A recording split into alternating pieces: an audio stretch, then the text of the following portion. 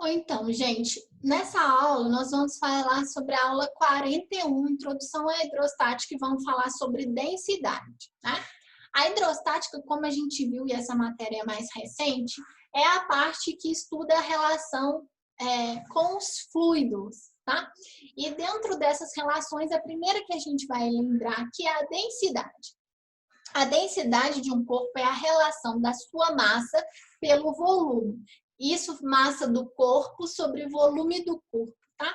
Ela é medida em unidades de grama por centímetro cúbico ou quilograma por metro cúbico. Essas são as duas medidas, sendo que a padrão é quilograma por metro cúbico, ou seja, a medida do sistema internacional, né, gente? Existem algumas transformações que são necessárias de acordo com essas duas formas de unidade aí. Primeira, que em alguns casos a gente precisa ou transformar de gramas para centímetro cúbico para quilogramas e vice-versa. Se eu tiver em gramas por centímetro cúbico e quiser em quilograma por metro cúbico, eu vou multiplicar o valor por 1000. Caso seja o contrário, eu vou dividir um valor em quilograma por metro cúbico por 1000 para achar em gramas por centímetro cúbico. Uma outra proposta é você pegar e multiplicar vezes 10 a terceira, se você quiser passar de gramas por centímetro cúbico para quilogramas. Em alguns casos, trabalhar com a base 10 é melhor do que trabalhar com 1000, tá? E aqui tem algumas transformações envolvendo o volume, que envolvem o litro, o decímetro cúbico e o metro cúbico. Em alguns exercícios vão ser necessários transformar, né, as medidas aí dentro desses contextos. A densidade do corpo, ela revela se aquele corpo ele vai afundar, boiar ou vai se manter em equilíbrio quando imerso em outro.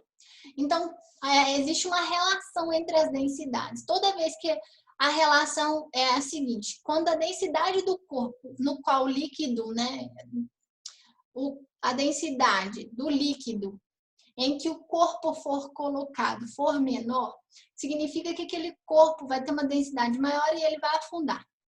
Se a densidade do corpo for menor do que a do líquido, ele vai boiar. E se a densidade for equivalente ou próxima, o corpo vai boiar, vai ficar ali naquele ponto de equilíbrio, que seria esse no caso 2 aqui. Então, caso 1, afundou. Caso 2, então, se afundou, a densidade do corpo era maior do que a do líquido. Nesse caso aqui, as densidades são equivalentes. E nesse caso aqui é o que seria o caso boiar, que seria quando a densidade do corpo é menor do que a do líquido. Ok?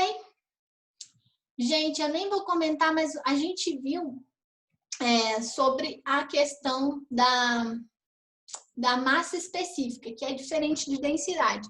A massa específica é quando a gente tem a relação de densidade, de massa e volume em uma substância específica que compõe aquele corpo. Porque nem todo o corpo é feito de um único material e maciço. Às vezes o corpo ele é oco, então vai ter a presença do ar. Ou às vezes aquele corpo ele é composto de mais de uma substância. Então, nesse caso, a gente determina a massa específica para as substâncias e quando a gente quer descobrir a densidade do corpo, a gente tem que somar as massas específicas individualmente. Depois vocês deem uma olhada no slide completo da última aula sobre densidade, que foi essa aula 41, para vocês relembrarem, tá bom?